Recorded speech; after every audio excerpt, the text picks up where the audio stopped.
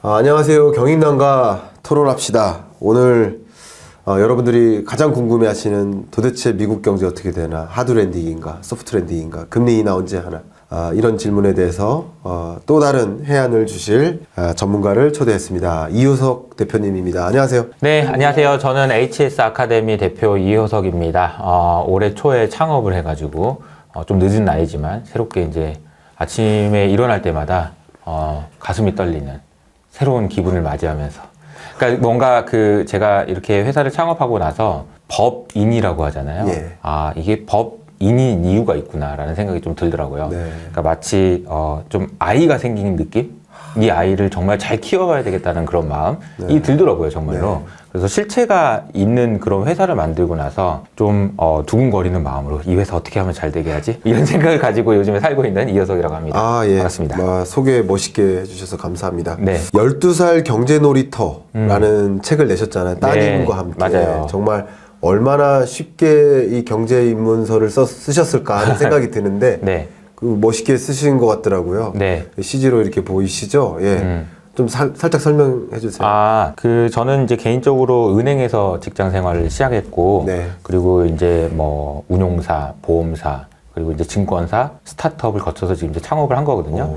어떻게 보면은 은행이라는 가장 안정적인 직장에서 네. 저희 와이프를 만났고, 그 뒤로 왜 너는 계속 어려운 것만 하니? 뭐 이런 얘기를 들으면서 너 계속해서 위험이 더 높아지는 곳으로 가고 있는 거잖아요. 예. 근데 이제 그 과정으로 이제 커리어를 가지고 있는데, 제가 은행에서 처음 이 생활을 할 때부터 뭔가를 경제 환경이나 금융시장의 환경을 은행원들에게 쉽게 설명하는 글을 많이 썼어요. 그래서 저는 뭐 한 20년째 계속 쉽게 써야 된다라는 생각을 계속 가지고 있고, 쉽게 전달하기 위해서 어떻게 해야 되지? 이런 고민을 굉장히 많이 하고 있거든요. 네. 그래서 12살 경제 놀이터? 오케이. 뭐 아이한테 한번 쉽게 설명해 보지 라는 이제 생각으로 썼는데, 그 생각이 정말 잘못됐더라고요. 왜냐하면은 이 쉽게 쓴다라는 것은 끝이 없더라고요. 네. 그래서 저희 아이한테 이걸 경제를 저 딴에는 쉽게 설명한다고 했는데 네. 전혀 모르더라고요. 그래서 다시 다 썼어요. 그래서 좀 시간이 오래 걸리긴 했는데, 이제 저희 아이가 이해할 정도의 수준으로 정말 쉽게 경제에 대해서 접근했다, 이렇게 말씀드릴 수 있을 것 같아요. 예. 너무 좋습니다. 역시 그렇게 입문서도 쓰시고 HS 아카데미 이 교육기관을 또 운영하시다 보니까 여러분들께서 뭐 예를 들어서 책도 보시고 싶다, 경제 공부하고 싶다 네. 하시는 분들 또 문을 두드려 주셔도 좋겠다. 네. 고정 댓글에 제가 안내를 해드리겠습니다. 자, 이제 단도직입적으로 질문을 좀 드려볼까 하는데요. 네. 단도직입적으로 미국 경제 어떻게 보십니까? 그러니까 소위 하드랜딩으로 보십니까? 소프트랜딩으로 보십니까? 아니면 노랜딩으로 보십니까? 그 질문부터 드리고 싶습니다. 저는 소프트 랜딩으로 보고 있어요. 소프트랜딩으로 보세요. 네네. 이거 오늘 토론 어떨지 모르겠는데 저랑 비슷하네요. 네. 저도 소프트랜딩으로 보고 있는데, 자, 그러면 미국 경제가 향후 이제 거시적으로 어떤 펀더멘털의 흐름을 가져갈 거라고 혹시 보시는지 한번 설명 부탁드립니다. 거시적으로 어떤 펀더멘탈이냐, 그러니까 이제 어떤 궤적을 그릴 것 같냐, 뭐 이런 질문이신 것 예를 들면 같아요. 이제 성장률이라든가. 그렇죠. 네. 그러니까 아마 이제 많은 경제학자 분들이 작년에 반성문을 많이 쓰셨잖아요. 이제 경기 침체가 올 거라고 많이들 예상을 했었고, 제가 봐도 경기 침체를 전망할 수 있는 충분한 근거들이 있었다고 생각해요. 네. 근데 경기 침체가 오지 않았죠. 네. 오히려 경제 성장률은 굉장히 높았고요. 예. 제가 이제 요즘에 초등학교 딸이 지금 봄방학이어가지고 아침에 좀 1시간 정도 경제 공부를 또 이 책을 가지고 또 한 번씩 하거든요. 와. 그래서 이제 제가 뭘 한번 해봤냐면은 1900년대부터 예. 각 나라 중에서 1등부터 110등까지 GDP 순서대로 네. 쭉 한번 써봤어요. 1900년대 뭐 어디가 이런 식으로 쭉 써봤어요. 그리고 나서 이제 저희 딸한테 한번 물어봤습니다. 자, 이거 보고 나니까 어떤 소감이 드니? 그러니까 진짜 미국은 진짜 강하다, 이런 얘기를 하더라고요. 그러니까 왜 그러냐면은 1900년대 미국의 GDP에 비해서 지금이 1000배 성장했더라고요. 네. 그러니까 이제 뭐 1000배요, 1000배. GDP 자체가. 우리가 맨날 GDP 하면은 2.3%, 뭐 3.2 이렇게만 얘기하지, 과거에 비해서 얼마나 성장했는지는 생각 안 하잖아요. 그렇죠. 근데 1000배가 성장했어요. 이 얘기는 잘 생각해 보면 이런 것 같아요. 보통 우리가 이제 세상에 있는 모든 생물들은 태어나서 성장하다가 더 빨리 성장하다가 어느 순간에는 그만 성장하고 늙어서 죽잖아요.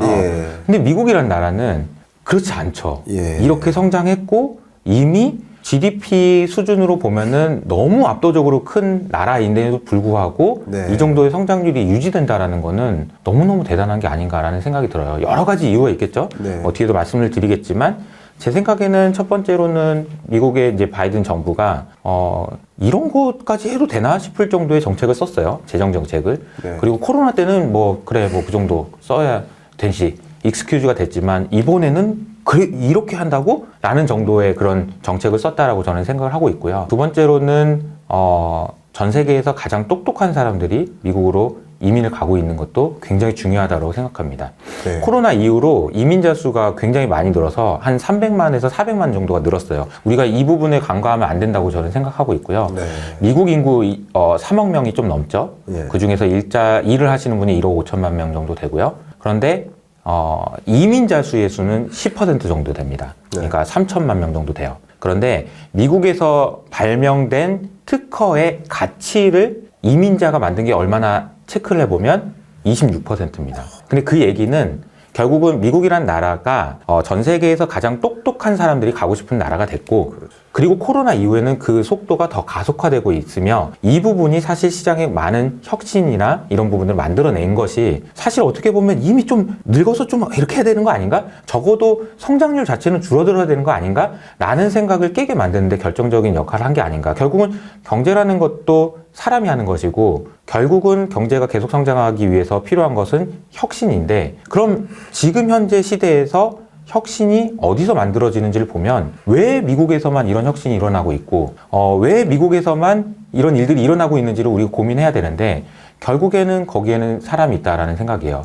왜냐하면 테슬라의 일론 머스크, 엔비디아의 젠슨 왕, AMD의 리사수 미국 사람인가요? 아니잖아요. 근데 이게 다 미국으로 가 있고 그 사람들 한 명 한 명이 만들어낸 혁신이 경제를 이끌고 있다는 생각을 하실 필요가 있지 않나라는 생각이 듭니다. 저는 이게 작년에 영화 본 것 중에서 오펜하이머라고 영화가 있었잖아요. 네. 그 영화를 보면서 정말 많은 걸 느꼈는데, 그 영화에 보면 이런 내용이 나옵니다. 1940년대 전 세계에서 가장 똑똑한 물리학자들이 미국에 다 모이죠. 그리고 핵무기를 만들기 위해서 최선을 다합니다. 왜 그랬냐면은 나치한테 가면 안 된다라는 그런 두려움 때문에 심지어 독일에 있는 물리학자들까지 와가지고 핵무기를 만들어요. 저는 그게 지금 현대에서도 나타나고 있다고 생각해요. 그것이 AI라는 형태로, AI가 만약에 중국으로 넘어가면 안 된다는 위기의식 때문에 전 세계에 있는 수많은 사람들이 여기에 오고 있는 것 같고요. 그 부분을 미국 정부는 정책적으로 정말 말도 안 되는 방식으로 지원해주고 있고요. 이것이 맞다 들면서 이제 많은 것들이 일어나고 있지 않나, 이런 생각을 좀 하고 있습니다. 너무 뷰가 너무 좋으시고요. 재밌습니다. 그래서 이 경영난과 토론합시다의 컨셉대로 말씀하신 부분에 대해서 네. 제가 동의든 반이든 네. 제가 제 코멘트나 의견을 좀 드리도록 하겠습니다. 저는 뭐 상당 부분 그냥 공감하는 입장이에요. 말씀하신 게. 특히 미국의 이민 정책 자체가 좀 부러운데요. 고급 인재만 이민을 받아주는 경향이 강하죠. 고급 인재나 아니면 일자리 창출 능력이 있는 그런 어떤 사장, 사업자, 이들은 와도 돼. 또 뭐 박사학위가 있으면 와도 돼. 회계사나 이런 전문 자격증이 있으면 와도 돼. 그러니까 이민 자격 자체를 높게 크라이테리아를 선정하고 그 훌륭한 인재들을 데려오는 그쵸. 방식이 또 그럴 수 있을 만한 나라의 환경도 있으니까 그렇게 하는 것이 또 좋은 포인트인 것 같고요. 혁신을 거듭할 수 있게 만드는 또 인구 유입 효과가 있다고 생각하고요.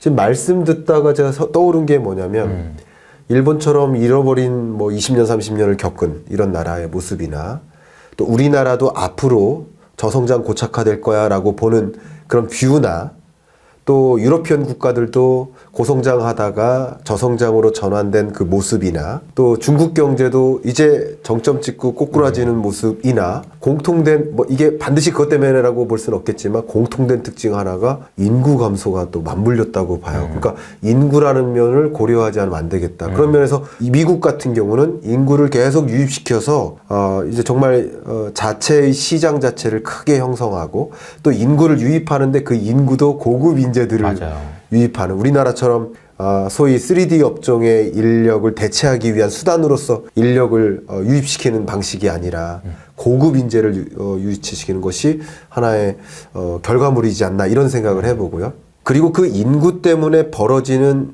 어떤 미국 경제의 모습은 항상 산업의 패러다임 변화가 일어나는데 예를 들어 뭐 증기 기반, 뭐 전기 기반, 인터넷 PC 기반, 지금 AI 기반, 빅데이터 기반 항상 산업의 패러다임의 변화가 일어나는데 결국 혁신 인재들을 육성하고 도입함으로써 그 패러다임 변화, 산업의 변화를 계속 미국이 이끌어요. 이끌어가는 거죠. 한 번도 1900년대 이후로. 따라오라고 하는 거죠. 그렇죠. 그러니까 반대로 한때 일본이 뭐 카메라 시장을 이끌다가 디지털 카메라로 전환될 때 그 시장을 이끌었다든가 뭐 PC 시장 혹은 폰 시장을 이끌다가 일본이 스마트폰으로 바뀔 때 그 시장을 다 내줬다든가 산업의 패러다임 변화에 맞게 대응하지 않았는데 미국 같은 경우는 계속 그 산업의 패러다임 변화를 이끌고 너 따라와.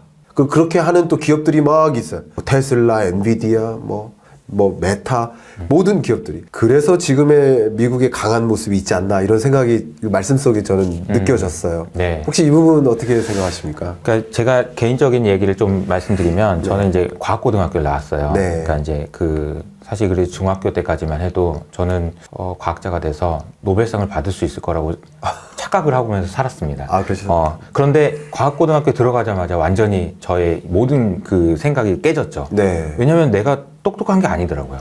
예. 똑똑하긴 하죠. 그러나 아주 똑똑한 건 아니더라고요. 그래서 제가 이 말씀을 드리면 고등학교 가서 제가 뭘 느꼈냐면은 내가 그 정도는 아니구나라는 자기의 객관화를 좀 많이 배운 것 같아요. 나의 상황에 대해서. 근데 제가 이 말씀을 드리는 이유는 제가 이제 고등학교에 들어가서 정말 공부를 잘하고 머리 좋은 애들이랑 저하고의 차이가 너무 많이 난다는 걸 알았어요. 그러니까 저도 나름대로는 중학교 때는 공부를 잘한다고 생각했어요. 공부 안 하는 애들보다 이렇게 차이가 난다고 생각했어요. 근데 고등학교에 들어가 보니까 과학고에 들어가서도 이렇게 차이 난다는 걸 알았어요. 근데 저는 가보지 못했지만 수학 올림피아드나 이런 데 나간 애들 들어보면 뭐 전국에서 6명을 뽑아가요. 네. 거기 갔다 오면은 막 좌절합니다. 나도 되게 똑똑한 줄 알았는데 1등 하는 애랑 나랑 차이 너무 많이 나는 것 같아 라고 말이죠. 이건 약간 프랙탈하고 비슷한 느낌이에요. 이렇게 전체 인구로 보면은 똑똑한 사람은 이런 수준이에요. 네. 여기로 가져와도 똑같이 이렇게 되고요. 여기로 가져와도 똑같이 이렇게 됩니다. 네. 이게 정말 놀라운 이야기인데요. 제가 이 말씀을 드리는 이유는 짐 켈러라는 사람을 예를 들자면 이 사람은요 어디로 가든지 혁신만 만들고 다니는 사람이에요. 어떻게 그 사람 한 명이 그렇게 할 수 있을까라는 생각이 들 정도로 어마어마한 퍼포먼스를 내는데요. 그러니까 놀라운 거죠. 그러니까 제가 이 말씀을 드리는 이유는 이거예요. 앞서 말씀드린 대로 똑똑한 사람들이 많이 갔다 이 정도가 아니고 지금 시대에는 그 한 사람의 이 영향력이 훨씬 더 커지는 상황이 아닌가라는 생각이 든다는 거죠. 그러니까 샘 알트만이라는 사람 한 명이 얼마나 많은 걸 지금 만들어내고 있는지에 대한 고민도 우리는 해봐야 되는 거예요. 근데 단순하게 사실은 저는 파월이 얘기하고 이런 부분이랑 저도 이제 맨날 FMC 나오면은 끝나자마자 제가 막 분석해서 막 영상도 올리고 막 이렇게 하거든요. FMC 본 지도 뭐 20년 가까이 돼요. 네. 많이 봤어요. 대단하시네요. 근데 요즘에는 FMC 볼 때마다 이런 생각이 들어요. 약간 자괴감이 들어요. 이걸 내가 왜 보고 있지? 이거 봐야 되는데? 이런 생각이 들어요. 왜냐하면 엔비디아 어제 실적이 나왔는데요. 엔비디아에서 서버의 매출의 증가분이 작년에 비해서 400%가 올랐습니다. 네. 400%가 증가했어요.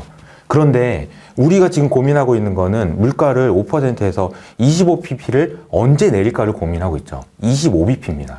0.25%예요. 여긴 400%고요. 이게 비교가 안 되는 거죠. 사람들은 누구나 움직이는 거에 관심이 있어요. 움직이지 않는 거거나 덜 움직이는 것은 관심을 덜 할 수밖에 없습니다. 지금 시장에서 AI에 대해서 그렇게 관심이 많은 이유는 그게 움직이는 거예요. 그게 움직이는 거고 그 AI는 더더군다나 정말 소수의 정말 똑똑한 아주 천재 중에 천재 중에 천재들이 만드는 그런 세상이라는 것을 우리가 이 시대를 분석할 때 너무 중요한 개념이라고 저는 생각해요. 네. 말씀 정말 감사합니다. 그러면 저는 이런 생각을 해요. 어쨌든 경제 성장률은 그 나라를 구성하는 모든 산업들의 뭐 가중평균이지만 평균 성장률이다라고 규명하면 가장 쉬울 것 같아요. 근데 지금 말씀하신 엔비디아의 그 매출액이 400% 증가했다는 얘기는 정말 400% 뭐 몇백 퍼센트, 몇십 퍼센트 증가한 몇몇 산업들이 어쩌면 미국 경제 성장률을 밑으로 떨어지지 않게 지탱하는 역할을 한다라고도 그냥 생각을 해볼 수 있을 것 같아요. 맞아요. 자, 그러면 이제 질문은 그런 면에서 2023년까지 그리고 24년 지금 이 순간 2, 3월까지 미국 경제가 경기 침체로 치닫게 되지 않도록 만든 뭐 동인이었다. 예를 들어 산업 변화나 뭐 인구나 뭐 여러 가지 요인들이. 그리고 또 한 가지는 지금 말씀하신 그런 이야기들은 어제 오늘 뭐 이렇게 경기를 뒤틀리는 그런 이슈가 아니라 구조적으로 그렇죠. 미국 경제가 탄탄하게 움직일 수밖에 없는 구조다라는 말씀을 주신 거예요. 근데 이번에 드리고 싶은 질문은 구조적으로는 그래서 미국 경제가 나름 탄탄하게 지탱해 왔는데 그러면 2024년에는 소프트 랜딩이 전개될 것이다. 뭐 강한 뭐 경기 침체까지는 아니지만 좀 약하게나마 이제 경기 둔화가 있을 것이다라고 보시는 거잖아요. 네네네. 그렇게 보시는 배경은 무엇입니까? 이게 제가 생각할 때는 이런 부분인 것 같아요. 이제 그 경제를 연구하시는 많은 분들이 조금 놓칠 수도 있는 부분이라고 생각하는 게, 네.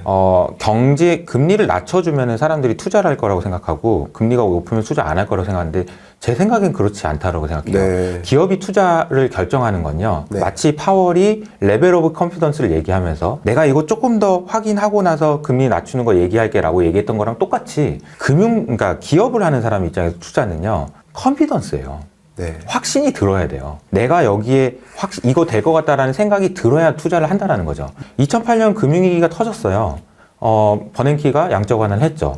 그러면 금융위기는 버냉키가 극복한 걸까요? 저는 버냉키는 판만 깔아줬다고 생각해요. 그렇죠. 네. 이거를 금융위기를 극복해낸 거는 애플을 중심으로 해가지고 앱스토어라는 새로운 그러니까 모바일 산업이 나타났기 때문에, 모바일 혁명과 같은 그런 일들이 나타났기 때문에 뭐가 부서지고 다시 생기고 하면서 이게 극복이 됐다라고 저는 생각을 하거든요. 네. 그러니까 여기서 중요한 포인트는 그런 것 같아요. 왜 미국에 있는 기업들이 투자를 결심했냐?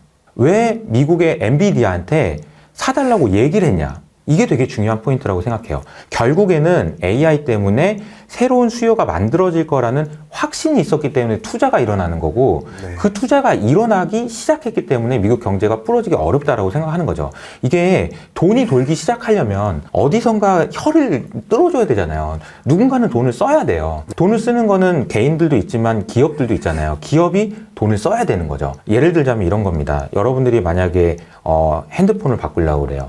PC를 바꾸려고 그래요. 그런데 못 바꾸는 이유가 있죠.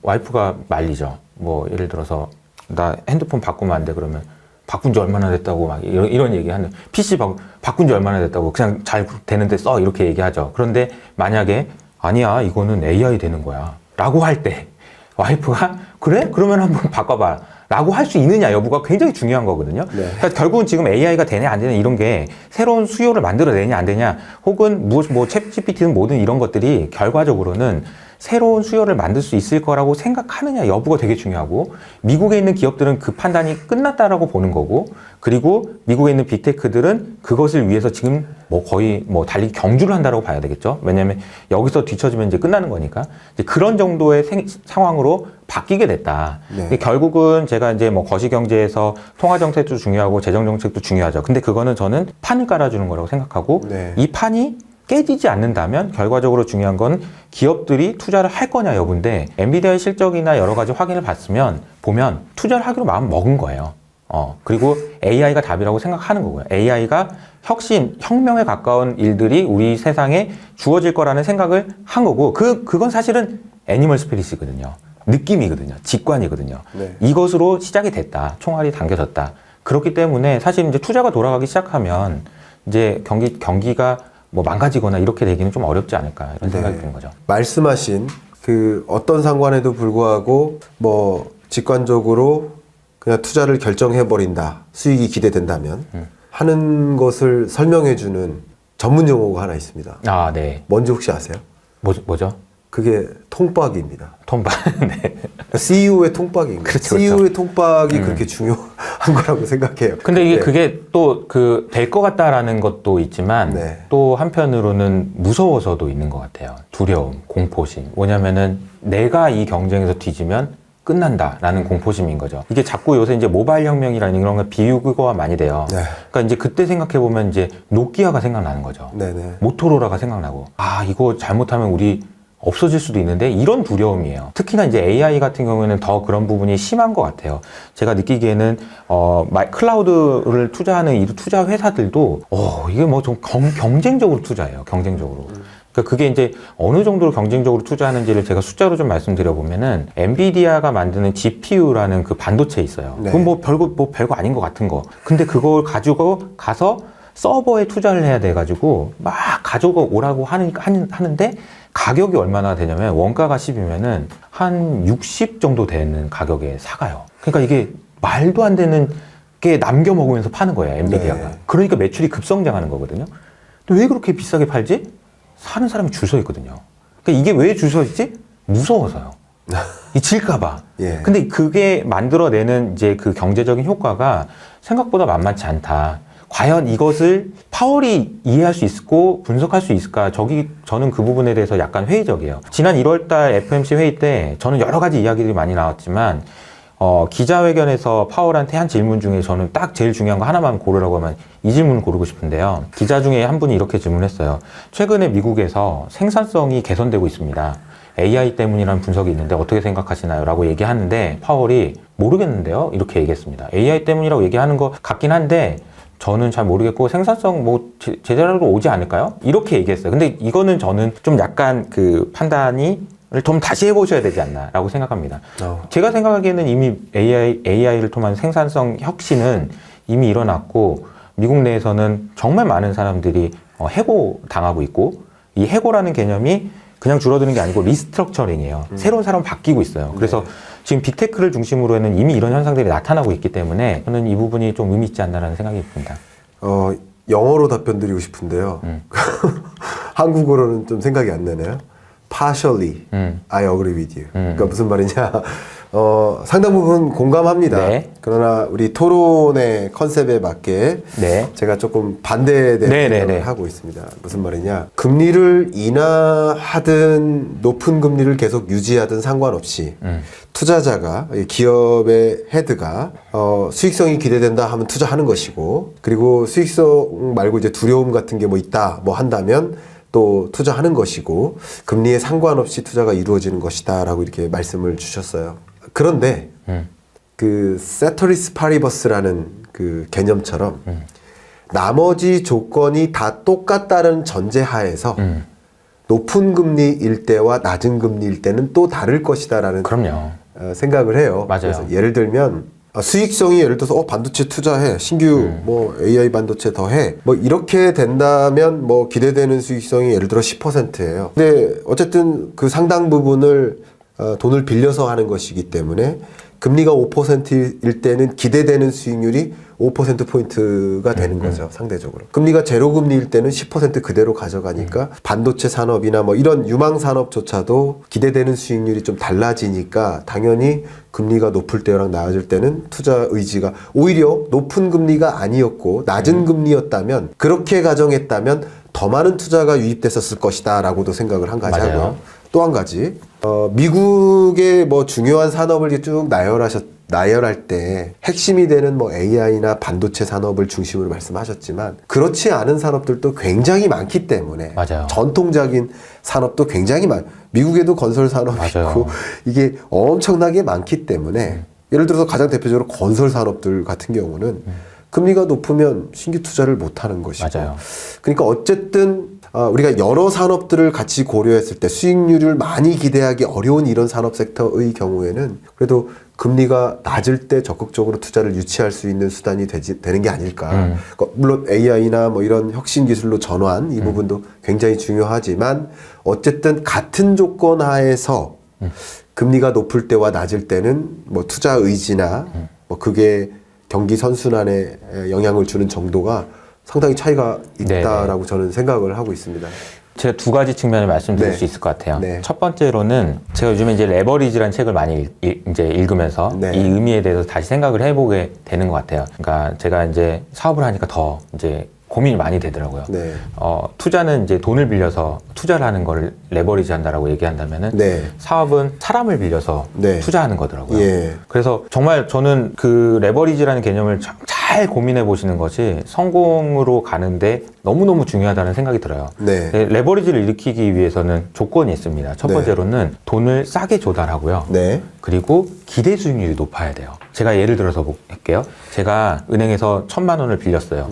대출금리 5%에 빌렸습니다. 그런데 배당을 많이 주는 회사에 투자하기로 해가지고 배당 6% 주는 회사에 투자했어요. 자, 그럼 굉장히 좋은 거죠. 5%에 빌려서 6%에 투자하니까. 네. 사실 그런데 돈을 빌려서 주식 투자하는 사람은 이거 원하고 투자하는 거 아니에요. 뭘 네네. 원하죠? 주가 상승을 원하죠. 그렇죠. 주가 상승을 원하는 겁니다. 비유를 해보면 이런 거예요. 제가 직원분들한테 임금을 드려요. 월급을 드립니다. 그럼 이 직원한테 제가 기대해야 되는 게 뭘까요? 월급을 드렸으니까 우리 회사의 매출을 그 이상 내게 해줘야 되겠다. 이렇게 생각하면 안 되는 거예요. 네. 왜냐하면 매출은 배당이니까. 그럼 제가 해야 되는 건 뭐냐면 제가 회사 만들었으니까 회사의 기업 가치를 높이는 거예요. 그러니까 이 개념이 굉장히 중요하다고 생각합니다. 무슨 얘기냐면요. 조달 금리라는 개념과 기대 수익률이라는 개념을 저울질해야 된다는 얘기예요. 네. 말씀하신 내용은 딱 맞아요. 아니 기준금리가 높으면 이 예. 조달금리가 높다는 얘기예요. 그렇죠. 그리고 이 기대 수익률을 계산해야 돼요. 예. 제가 말씀드린 포인트는 이거예요. 예. 기대 수익률이 어떤 것의 함수냐는 겁니다. 네.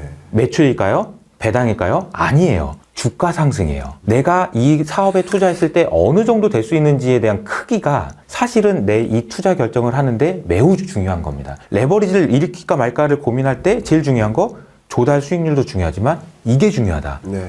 근데 그런 관점에서 샘 알트만이 얼마 전에 했던 얘기를 생각해 보자고요. 샘 알트만이 진짜 황당한 소리를 합니다. 네. 월스트리트저널에서 대서득필됐어요. 얘가 뭐라고 했냐면은 나한테 9,000조만 땡겨줘.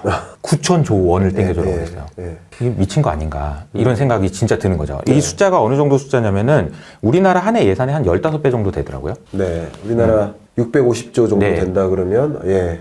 뭐 15배 근처까지 예, 갑니다. 그 근처, 그죠? 예, 예, 예. 그리고 오픈 AI의 CEO인데 네. 오픈 AI를 50% 들고 있는 마이크로소프트의 시가총액이 4천조 원입니다. 네. 그러니까 어느 정도인지 감이 오시나요? 이게 말도 안 되는 숫자예요. 그리고 한 해 반도체 매출액의 한 열 몇 배 됩니다. 네. 12배인가 뭐 이 정도 됩니다. 자, 그러면은 이렇게 생각해 보세요. 보통 우리가 돈을 빌려가지고 투자할 때 여러분이 1,000만 원을 빌려서 주식 투자한다고 생각해 보세요. 얼마나 진짜 대단한 게 있으면 1,000만 원을 빌려서 레버리지 써서 투자할까요? 1억은요? 10억은요? 근데 9,000조 원은요? 이렇게 한번 생각해 보세요. 네. 얘는 그럼 무슨 세상을 보고 있는 거지? 얘는 도대체 얼마나 큰 세상을 보고 있길래 그런 얘기를 하고 다니는 거지? 네. 사기꾼 아닌가? 일단 의심을 해봐야 돼. 근데 만약에 사기꾼이 아니라면 그래서 이 사람이 한국에 왔을 때 원래 예상은 6시간만 있기로 했는데 삼성전자에서 제발 조금만 있다가 가라고 그래가지고 집도 구해주고 맛있는 것도 사주고 그러면 하룻밤만 자고 가라고 얘기하면서 이 사람 말을 왜 듣고 싶어 했는지 정도까지 보면 이 사람이 생각하는 것이 어떤 생각인지는 우리가 고민은 한번 해봐야 된다는 거죠. 근데 저는 이렇게 이제 생각을 합니다. 샘 알트만이 생각하는 거는요. 첫 번째로 지금까지 반도체 시장에 인류가 만들어낸 반도체 시장의 크기가 어느 정도 될 거 아니에요? 근데 여의도에 이제 돌아다닌 얘기니까 정확한 숫자를 말씀드리기 좀 애매한 것 같고 샘 알트만이 얘기한 거는 이거의 한 4배 정도가 수년 안에 필요할 것 같다라고 얘기를 하고 갔어요. 그러니까 이게 무슨 말이냐면은 그동안 만들어놨던 모든 반도체를 만들 수 있는 캐파보다 4배 정도 더 필요하다는 얘기를 한 거죠. 그러니까 9,000조 원을 얘기한 겁니다. 네. 또 말도 안 되는 소리 하지 마. 꺼져. 이렇게 할 수도 있고. 뭐, 어떤 분은 이런 얘기 하시더라고요. 그 일론 머스크한테 자격지심이 있어서 저러고 다니는 거야. 라고 얘기하시는 분도 있고요. 그렇긴 한데, 어쨌든 이 친구가 보고 있는 세상은 이런 거라는 거예요. 그러면 또 한 가지는 이런 생각을 해보셔야 돼요. 아니, 도대체 뭐가 그렇게 대단하길래. 네. 이렇게 뭐 말도 안 되는 소리를 하는 거냐. 이런 생각이 들잖아요. 네. 제가 이 설명을 드리려고 뭐 어떻게 설명을 드릴까 고민하다가 제가 이제 대학교 때 정말 공부를 열심히 하는 친구가 있었어요. 이 친구가 막 수업을 막 보통 이제 17학점 이렇게 듣잖아요. 근데 얘는 막 20몇 학점씩 듣는 거야. 그랬더니 결국은 3년 만에 졸업을 했어. 교수님이 그 친구한테 한 얘기가 아직도 기억이 나요. 어차피 3쿠션에서 만나는데 뭐하러 저렇게 열심히 하냐? 저는 그 얘기 너무 당구 많아요. 안 치시는 분들 이해 못할 수도 있어요. 당구 잘 치시죠? 잘은 못 치지만 칠 줄 무슨 압니다. 아시죠? 네. 그러니까 우리가 보면은 당구 뭐 150, 200 이렇게 하면은 알다마를 이렇게 열심히 치고 나서 막 다 친 다음에 이제 3쿠션을 치잖아요. 근데 3쿠션이 잘 안 되니까 거기서 한참 기다리게 거기서 되잖아요. 병목 현상이 나타나요. 응, 거기서 기다리는데 뭐 그렇게 빨리 가냐 이런 이제 이야기였던 거죠. 네. 그러니까 이 얘기는 무슨 얘기냐면은 시간의 가치가 대학생 시간 1년 단축하는 거는 사실 그렇게까지 크진 않다라는 얘기를 하신 거죠. 그러니까 그러면은 이 질문 해볼까요? 그럼 어떤 시간을 단축하는 거는 의미 있는 거야? 아니 그 시간은 의미 없으면은 도대체 어떤 시간을 단축하는 것이 가치가 있는 걸까? 라고 생각을 해보면요. 제가 예를 들어 설명드릴게요. AI 바이오 신약 개발이라는 컨셉을 한번 설명 드려보겠습니다. 바이오 신약 개발을 하는 그런 프로젝트가 있어요. 이것도 굉장히 좀 그 어려운 일이에요. 네. 왜냐하면 10년 걸려요. 아, 그럼요. 오래 실패율도 걸립니다. 높고. 뭐. 그리고 이거 하는 사람들이 굉장히 고소득자들, 네. 박사급 인력이 예. 있어요. 돈이 많이 들어갑니다. 근데 이거를 당기는 거는 어느 정도 효과가 있을까? 이게 되게 중요한 질문인 거예요. 네. 그래서 왜 이 질문을 해보면 중요한 건 뭐냐면요. 네. 어떤 약을 1등으로 개발하는 것은 어느 정도 가치가 있을까가 중요한 질문이에요. 네. 즉 다시 말하면 조기 졸업하는 것으로 얼마나 가치를 더 만들어낼 수 있는가를 생각해 보면 조기 졸업해서 갔어? 그래도 어차피 1년 앞에 선배들이랑 똑같이 다 경쟁하는 거잖아. 근데 AI 신약 개발을 통해서 신약 개발 속도를 빨리 해가지고 다른 경쟁사보다 1등 했어. 그러면 다 먹는 거예요. 그래서 가치가 있는 거예요. 네. 그러니까 이게 1등으로 하느냐, 그래서 1등으로 했을 때 경쟁 우위가 생겨서 다른 애들이 못 치고 나오게 이렇게 할 수 있느냐, 이 질문이 굉장히 중요한 질문이고 이것이 엄청난 가치가 있다는 겁니다. 그래서 AI가 중요한 거예요. 네. AI를 통해서 만약에 헤게모니를 잡게 된다라고 한다면 우리가 보고 있는 많은 산업들을 다 먹을 수 있다라는 생각을 한다는 거죠. 네. 그것이 맞다 틀리다가 아니고요. 그런 생각을 한다는 겁니다. 네. 그런 생각을 하기 때문에 투자한다는 의미예요. 그래서 저는 이게 굉장히 중요하다는 생각이 드는데 얼마 전에 그 챗GPT에서 소라라는 게 나와가지고 이슈가 된 적이 있어요. 뭐라고 했냐면은 일본 거리를 횡보하는 어떤 여성이 선글라스를 끼고 빨간 옷을 입은 여자가 지나다니는 걸 한번 동영상으로 만들어줘라고 글로 쓰면요 동영상이 만들어져요. 이 얘기가 나온 이후로 어도비 그러니까 이제 그 관련된 회사 주가가 급락합니다. 이걸로 되네? 이게 도시네? 보통 우리가 혁신이라는 걸 얘기할 때요. 혁신이라는 걸 얘기할 때 그 앞에 붙는 단어가 disruptive라는 단어가 붙어요. 네. 파괴적이에요. 그러니까 지금 우리가 일어나고 있는 현상들은 파괴적입니다. 많은 산업들이 파괴될 거예요, 아마. 그리고 많은 분들이 일자리 잃을 수 있어요. 그러나 또 다른 한편으로는 기회죠. 왜냐하면 혁명이라는 거는요. 물론 뭐 프랑스 혁명 이런 거 생각해 보세요. 그 혁명을 당하는 사람 입장에서는 짜증나고 힘든 일이지만 혁명을 하는 입장은 너무 좋은 거 아닌가요?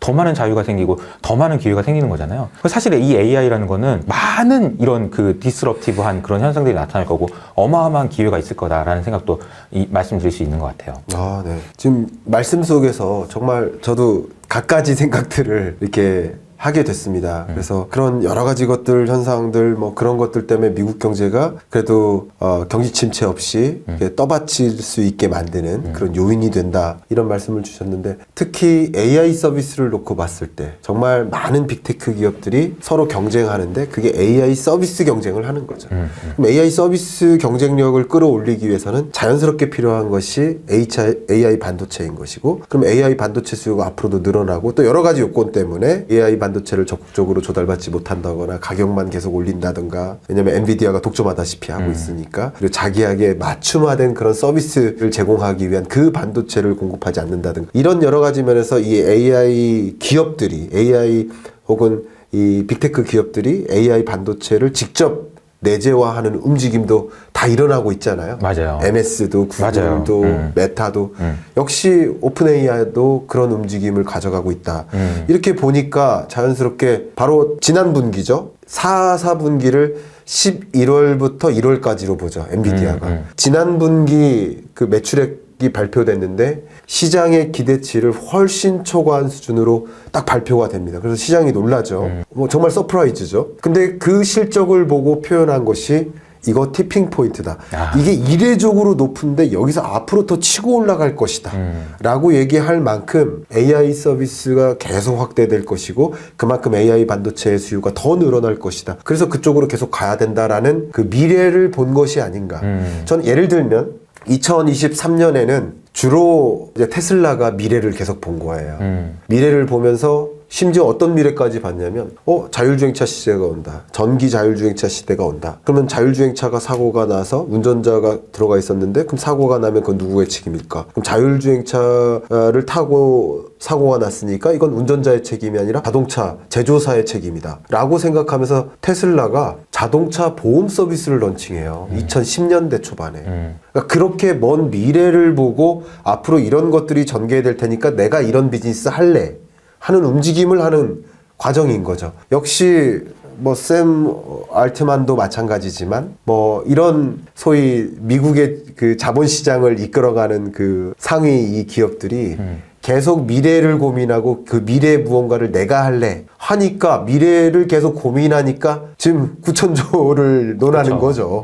지금을 논하면 9천조는 의미가 없지만 맞아요. 미래를 논하니까 9천조를 논하는 것이고 그렇기 때문에 그런 미국 경제가 계속 산업 패러다임 변화를 일구면서 정말 여전히 고성장하는 지금은 미국 경제의 잠재 성장률이 우리보다 더 높아진 상황인 거예요. 우리는 떨어지지만 걔는 유지하니까. 자, 이런 모습인데 그러면 어쨌든 궁극적으로 질문 드리고 싶은 것은 지금 이제 대표님의 말씀만 들으면 그럼 미국 경제는 경기 침체 안 오겠네라고 저는 느껴지거든요. 말씀하시는 톤은 그렇죠. 어쨌든 노랜딩으로 지금 보시는 것 같아요. 근데 이제 이런 거예요. 이제 파괴적이라고 했잖아요. 네. 근데 이런 현상들이 그냥 좋은 예를만 보는 게 아니고 좋은데 아까도 이렇게 말씀드렸지만 정말 일부만 좋은 거죠. 네. 이게 정말 좋은 건가 안 좋은가를 고민해야 될 정도로 소수만 좋은 거예요. 네. 이게 이제 주식시장에는 너무나도 극명하게 드러나는 게 작년 같은 경우에는 M7이라고 해서 그냥 7개 주식만 좋냐? 나머지는 주식 아니야? 네. 섭섭해? 뭐 이런 식으로 얘기했는데 올해는 테슬라도 빼는 게 낫지 않을까? 네. 야, 애플도 빼자. 이거 왕따 시키는 거예요. 네. 3개만 가자. 뭐 이런 식으로. 네. 그러니까 그럴 정도로 소수에만 집중되는 현상들이 나타납니다. 근데 이게 이제 경제 전반에 좋은 것이냐라는 것은 좀 다른 문제인 것 같아요. 네. 그렇기 때문에 혼재되는 양상들이 나올 것 같고 치고받는 모습들이 나오면서 경기가 안 좋다라는 얘기들도 계속 나올 거고. 왜냐면 여기서 보면 안 좋거든요. 그렇죠. 여기서는 좋고요. 예. 그러니까 막 충돌되는 거예요. 어떤 사람은 좋다고 그러고 어떤 사람은 안 좋다고 그러고 그런 일들이 계속 일어날 것 같다라는 생각이 들고 근데 그런 과정에서 경착륙으로 가느냐는 이제 또 다른 문제인데 네. 어디선가 돈을 끌어쓰려고 하는 데가 있다면 그럴 가능성을 좀 낮추지 않겠냐 이런 정도의 의견이라고 보시면 될 것 같습니다. 저도 이제 미국에 있는 모든 산업이 다 좋아가지고 초호황이 됩니다. 이런 생각은 네. 아니고요. 네. 이렇게 소수의 몇 개 섹터에 집중되는 그런 현상들이 나타날 것 같다라는 그리고 거. 그 섹터의 산업이 미국 경제를 어쨌든 견인하는 역할을 그렇죠. 한다. 네. 그건 되게 중요한 포인트고요. 저도 그 부분에서 좀 공감할 수 있는 게 우리 한국 경제로 잠깐 돌아왔을 때 역시 제조업 경기를 보여주는 그 지표, 제조업 재고율 이 지표를 보면 바닥 짚고 우상향하는 모습이에요. 근데 제조업 재고율 말고 반도체 재고율을 계산을 하면 되게 재밌게도 왜 통계청에서 반도체 재고율 지표를 발표하지 않나. 저는 되게 불편해요. 다른 지표들 몇 개 발표해서 그걸 제가 엑셀로 받은 다음에 제가 다시 그 계산법으로 치환해야 돼요. 이렇게 중요한 산업인데 반도체 재고율을 왜 발표하지 않나? 좀 아직도 좀 이해가 안 가요. 좀 제발 이 영상 보시면 통계청에서 네. 발표 좀 해주세요. 그렇게 중요한 통계인데 갑자기 이 말씀 드리고 어쨌든 이 제조업 재고율이 어쨌든 재고가 높았다가 재고율이 좀 안정화되는 흐름인 건 맞아요. 근데 재고율이 떨어지는 건 좋은 거죠. 그러니까 이제 제조업 경기가 좀 회복되는 듯하다라고 확인할 수 있는 지표 중에 하나예요. 근데 반도체 재고율을 보면 급격히 떨어집니다.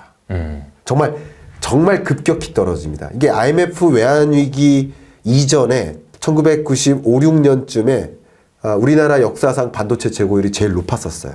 그리고 역시 이번에 23년에 반도체 재고율이 가장 높았었어요. 1분기 때. 그리고 그 재고율이 다시 제자리로 돌아왔어요. 그러니까 이 반도체 재고율을 제외한 나머지 제조업 재고율을 보면 제조업 재고 자체가 뭐 해소된 게 아니에요. 그러니까 말씀하신 대로 그러니까 제조업이라는 환경만 놓고 봤을 때 반도체 산업이 이끄는 제조업의 어떤 체감 경기를 회복시키는 느낌이지 이건 제조업 나홀로 회복이지 제조업이래 반도체 나홀로 회복이지 우리나라 제조업 전체의 회복이 아니다 라는 것을 이제 보여주는 물론 그나마 다행이라고는 생각은 해요. 반도체가 그만큼 우리 한국 경제에 기여가 많으니까. 그러나 제가 생각하는 것은 반도체 나홀로 회복인 걸 가지고 우리나라 경기가 회복되고 있다라고 선언하면 안 된다. 그렇죠. 저는 그런 생각을 좀 하고는 있습니다. 그 반도체 말씀을 해주셨으니까 조금 첨언을 드리자면 네. 이런 부분이에요. 이제 반도체 빼고 안 좋다는 거잖아요. 네. 그런데 반도체 안에서도 좋은 것만 좋습니다. 아, 그렇죠. 극단적으로요. 네. 지금 나타난 현상이 좀 너무 극단적이에요. 그렇죠. 그러니까 이제 예를 들자면은 엔비디아가 너무 좋은데 엔비디아가 하이닉스만 좋아해요. 맞아요. 하이닉스 것만 가져가. 그렇죠. 그래서 삼성전자 거 안 가져가. 안 가져가죠. 그래서 왜 삼성전자 왜 안 가져가 그랬는데 삼성전자 못해. 예. 이거거든요. 그 수준에 그래서 아직 못 왔죠. 그러니까 그래서 이제 많은 분들이, 저를 포함한 많은 분들이, 에이, 그래도 삼성전자인데 하겠지. 들어가겠지라고 생각했는데 요즘 나오는 분위기는 이게 못 들어갈 수도 있을 것 같은데 이런 분위기로 바뀌고 있어요. 이게 왜 그런지를 좀 설명을 드려야 될 것 같은데 우선은 이 AI 반도체는 기본적으로 반도체가 할 수 있는 역량이 크게 보면 두 가지입니다. 저장을 하는 게 있고 연산을 하는 게 있어요. 그러니까 우리 여러분들이 시험 공부할 때 생각하시면 됩니다. 고민하죠? 그리고 이제 외워요? 그럼 여기다 저장해 놓습니다. 그리고 꺼내죠. 시험 볼 때. 꺼냈다가 더 다시 넣었다가 왔다 갔다 하는 거죠. 근데 자주 꺼내진 않죠. 여기 저장해 놓은 거를. 예. 근데 학습을 할 때는 이게 서로 왔다 갔다 해야 돼요. 기억하고 있니? 그렇죠. 알고 있니? 예. 알아, 몰라. 이러면서 계속 왔다 갔다 해야 돼요. 예. 그래서 AI 반도체는 기본적으로 메모리에 정보를 왔다 갔다 하게 만드는 그런 칩들이 추가적으로 필요해요. 네. 이게 HBM이에요. 그렇죠. HBM이 필요한 이유가 여기 있습니다. 그런데 이 HBM은 만들어 달라고 하는 그런 고객이 지정해줘요. 이렇게 만들어 달라고. 그래서 이렇게 만들 수 있는지가 굉장히 중요합니다. 자, 이걸 설명을 다시 드리면 이런 거예요. 기존에 삼성전자가 했던 그런 반도체는 기성품이라고 할 수 있어요. 가면 있는 옷이에요. 좋은 옷이죠. 그래서 입으면 되는 거예요. 그러니까 삼성전자는 어떻게 세일즈를 하냐면은 우리 게 제일 좋아. 우리 게 제일 작아. 미세화 엄청 잘 돼 있어. 그리고 제일 싸고 갖다 쓰려면 쓰고 말라면 말고. 근데 지금은 어떻게 되냐면은 고객님 이렇게 해드릴까요? 기술을 어떻게 해드려요? 요거는 어떻게 해드릴까요? 다 이거 맞춰서 해줘야 되는 거예요. 성격이 완전히 다른 거고 삼성전자가 여기에 적응을 지금 못하고 있는 상황이라서 하이닉스만 지금 이번에도 엔비디아의 다음 제품에도 하이닉스만 들어간다는 얘기가 나오고 있거든요. 근데 이렇게 되면 어떤 문제가 생기냐면 과거에 TSMC도 애플하고 같이 손을 잡고 이제 그 비메모리 쪽에서 이제 메모리 만드는 과정에서 처음 제품 만들고 다음 만들 때도 TSMC만 들어가고 다음 만들 때도 TSMC만 들어가면서 이 과정에 특허 장벽을 켜켜이 써입니다. 번접할 수 없도록 처음에 못하면 따라갈 수가 없어요. 지금 많은 분들이 걱정하시는 게 이런 거예요. 삼성전자가 이러다가 엔비디아 못 들어가면 어떡하냐. 네. 이거 어떡하냐. 이런 얘기가 나올 정도로 말씀해 주신 게 이런 거예요. 지금 아까 제가 계속 말씀드린 걸 종합해 보면 이렇습니다. 다 좋은 거 절대 아니에요. 다 좋은 거 절대 아니고 소수의 몇 개만 지금 좋은 상황이 계속 이어지고 있는데 그마저 반도체 내에서도 그거 잘할 수 있느냐 없느냐에 따라서 완전히 또 차이가 나고요. HBM 같은 경우 조금만 설명을 드리면 이런 거예요. 얘한테 이걸 만들기 위해서 추가적으로 투자해야 되는 금액은 한 20%만 더 하면 돼요. 근데 가격은 7배가 비싸요. 그럼 누가 좋냐? 그러면 하이닉스만 더 좋아요. 이거 장비 나눠줄 때도 예전보다 5분의 1밖에 안 되는 거야. 그러니까 이조차도 뭐 이것만 좋고 이조차도 이것만 좋고 이런 얘기들이 계속 지금 나오고 있는 상황이다라고 보시면 될 것 같습니다. 그 말씀 속에 뭐 제가 이제 지금 현재 우리 AI 반도체를 비롯한 산업에 대한 이해를 가지고 말씀을 좀 같이 덧대면 약간 이런 느낌이에요.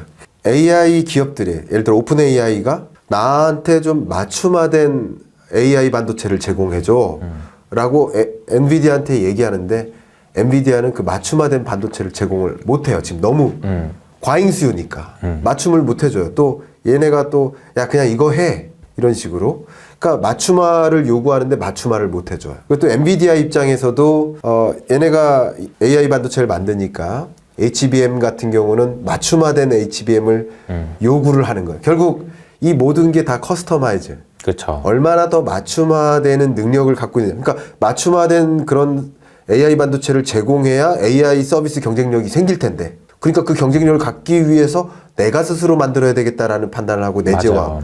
그러니까 이런 모든 것들이 이 반도체 산업의 어쩌면 핵심 키워드가 커스터마이제이션, 맞춤화가 아닌가 그런 생각을 제 이해를 바탕으로 말씀하신 거를 맞습니다. 하면 그런 느낌이 좀 드네요. 네. 그러니까. 그리고 그 자국 내재화죠. 자국에서 그렇죠. 해야죠. 미국에서 해야죠. 그렇죠. 그러니까 이제 오늘 아침에 나온 기사가 이거예요. 마이크로소프트와 오픈 AI 그리고 인텔이 힘을 합쳐서 반도체 생태계를 만드는데 미국 정부가 지원해 줄까? 이런 얘기가 나옵니다. 네, 이 얘기는 너무 누가 봐더라도 그냥 미국 진짜 너무하네 이런 얘기가 나오는 얘기예요. 정말.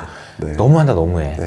이런 얘기가 그렇죠. 나오는 얘기입니다. 네. 그러니까 효율성 있는 미래 성장 가능한 산업에 계속 지속적인 투자를 하는 모습이다. 결국 그게 미국 경제를 나름 스트롱하게, 그죠? 굉장히 그렇죠. 건강하게 이렇게 만드는 또 배경이다. 좀 기술적인 백그라운드로 생각을 해봤을 때 그런 생각이 듭니다. 자, 이제 좀 자연스럽게 마지막 한 20분 동안은 금리 이야기를 좀 해볼 수 있도록 하겠습니다. 자, 그럼 어쨌든 뭐 완만하게나마 미국 경제가 24년 뭐 하반기나 뭐 25년 정도에 경기 침체가 뭐 살짝 올 것이다. 뭐 강한 경기 침체는 아닐 것이다. 이렇게 보고 계시고 그 부분은 저랑 비슷한 뷰이신 것 같아요. 자, 그러면 도대체 금리 인하는 언제 할까라는 이제 대질문을 이제 드리려고 하는데 그에 앞서서 그 중립금리 자체가 그러니까 워낙 또 설명을 잘 해주시니까 네. 중립금리가 무엇이고 중립금리가 올라갈 거라고 생각하시는지 한번 설명해 주시면 어떨까요? 네, 이 중립금리라는 개념이 요즘에 또 다시 이슈가 되더라고요. 작년에 그렇죠. 이제 파월도 얘기하고 그랬다가. 네. 근데 이제 뭐 기준금리를 놓고 보면은 연준이 금리를 올리는 게 적당해요? 내리는 게 적당해요? 혹은 지금 금리가 너무 높은 거예요? 아니면 너무 낮은 거예요? 이 질문에 대해서는 기준이 있어야겠죠? 네. 이것보다 높으니까 높은 거야. 이것보다 낮으니까 낮은 거야. 라는 얘기가 있어야 될 텐데 네. 그 금리를 이제 중립금리라고 설명할 수 있겠죠? 그렇죠. 그리고 그 금리는 결국은 이 나라가 어느 정도 성장할 수 있는 나라인지에 따라서 결정이 됩니다. 다시 말하면 미국이라는 나라가 그냥 가만히 놔두면 뭐 부양도 안 하고 뭐 뺏지도 않고 그러면 어느 정도 성장할 수 있는지에 대한 설명인 거죠. 그래서 중립금리가 올라갔다는 얘기는 결국에는 그 큰 나라가 네.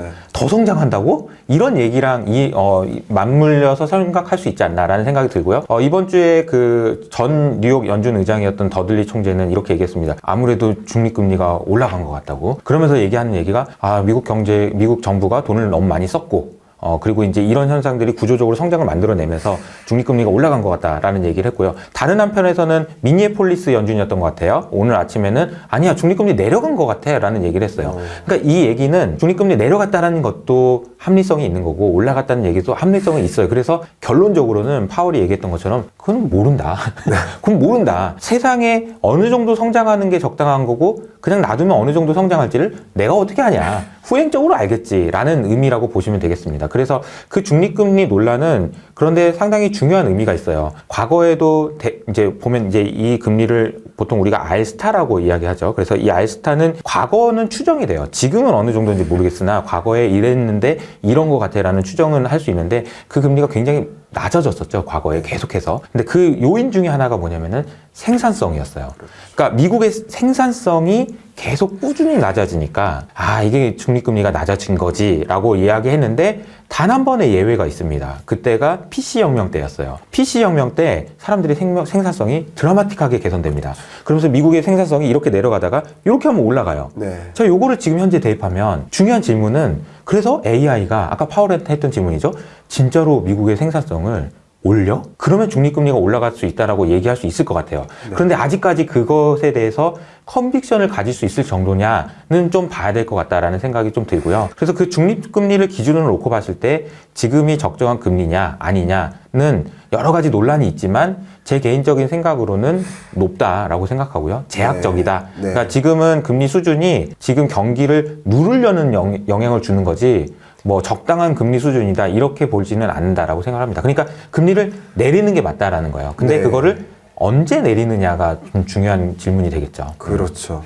중립금리 설명 잘 해주셨고요. 어쨌든 지금까지 경과로만 보면 그러니까 24년 2, 3월까지 지금까지의 미국 경제의 흐름만 보면 미국이 뭐 5.5%까지 기준금리를 인상했지만 네. 그게 충분히 제약적이지는 않은가 보다라는 어떤 그런 생각도 들어요. 근데 그 효과는 아마 이후에 나타나겠죠. 그렇죠. 24년 뭐 2, 3, 4분기에 나타나겠죠. 그럼 네. 그게 충분히 제약적인지 아닌지를 그때 또 평가를 하면서 맞아요. 금리 인하 여부를 결정하겠죠.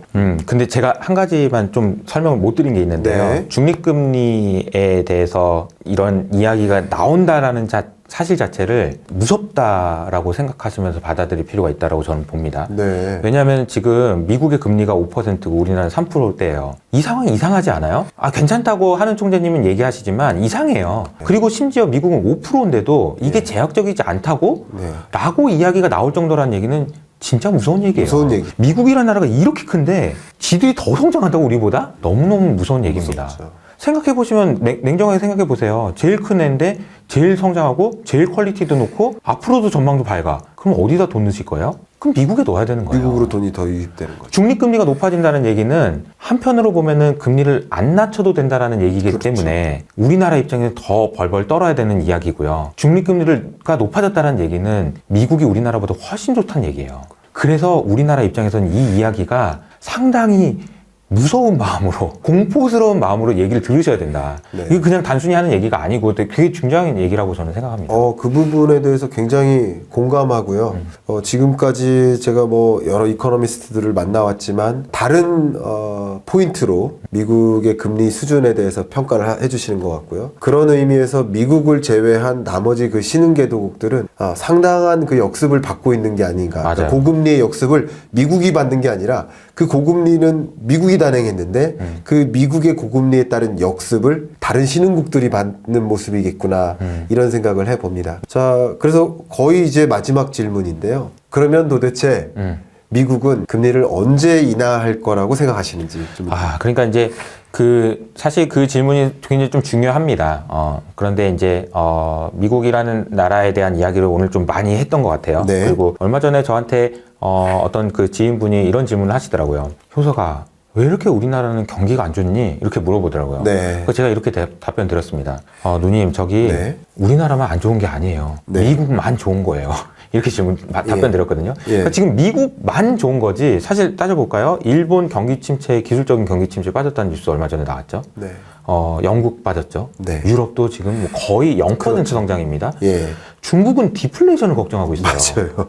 그런 상황에서 미국만 이게 금리가 너무 높은 게 아닐지도 모르는 것 같은데 이런 얘기하고 있는 거예요. 네. 이 상황 자체가 말도 안 되는 상황이라고 저는 생각을 하고요. 네. 그런데 여기서 금리를 안 내린다는 거는 다른 나라 다 죽으란 얘기라고 생각을 합니다. 그래서 저는 금리를 내리나 안 내리냐는 사실은 지금부터는 약간 정치적인 것도 반영이 될 거라고 생각을 하기 때문에 저의 결론을 말씀드리면 저는 3월 달에 인하 같은 동결을 할 거라고 생각을 합니다. 네. 인하 같은 동결. 인하 같은 동결이란 얘기는 곧 인하할 거라는 힌트를 주는 동결인 거죠. 네. 혹은 5월에 인하 힌트를 줄게라고 말하는 동결. 네. 이번에 이제 금통위가 약간 그런 느낌인 거죠. 다음번에 소수 의견이 나올 수도 있을 것 같은데 뭐 이런 느낌인 거죠. 약박이냐 중박이냐 그렇죠. 그런 느낌이네요. 네, 소수 의견이 네. 나온 건 아니지만 나올 수도 있을 것 같아. 다음번에 이런 식의 네. 이제 힌트를 주면서 네. 약간 이것도 소프트 랜딩 하는 거죠. 뭐 5월에 할지 6월에 할지는 모르겠으나 예. 3월부터 이제 시작하는 거죠. 네. 금리 인하는 이제 이때쯤 할 수도 있을 것 같다라는 뉘앙스를 풍기기 시작하는 건 3월부터라고 생각하고 네. 사실상 그러면 금융시장에서는 그럼 3월부터 금리 인하에 대한 기대감들을 좀 더 많이 반영하지 않을까라는 생각이 듭니다. 다행히 작년에 3월 달에 금리 인하 한다고 다 믿었다가 지금은 또 다시 돌아왔잖아요. 네. 1월 달 CPI 나오고 PPI 나오면서 아닌가 보다 그러면 다 돌아왔는데 다음 주에 나오는 PCE 지표가 나오는 걸 보고 어떻게 나오는지를 확인해 봐야 되겠지만 결과적으로는 뭐 물가가 대세를 바꾸지 않는 정도, 그러니까 뭐 여기서 다시 3% 4% 올라가는 정도의 수준이 아니라면 이런 정도의 흐름으로 가지 않겠냐라는 네. 생각이고요. 네. 그렇게 생각하는 여러 가지 이유 중에 정치적인 이유도 있죠. 그렇죠. 그렇죠. 파월 의장 입장에서 생각을 해보면 트럼프는 자기 안 뽑아준다면서요, 확실하게. 안 뽑아주죠. 트럼프보다는 바이든, 트럼프보다는, 뭐, 이런 느낌 네, 아닌가요? 네. 그러면 사실은 경기 침체라는 것이 오는 것이, 다시 말하면, 뭐, 상업용 부동산이 문제가 돼, 뭐, 중국에서 뭐, 어쩌고 돼, 이런 얘기가 나오지 않는 것이, 뭐, 사실 경치적으로나 여러 가지 좋다라고 생각해보면, 금리 인하에 대한 군불은 3월 달부터 떼고, 5월, 6월 달쯤에 인하를 하지 않겠나, 이렇게 생각을 합니다.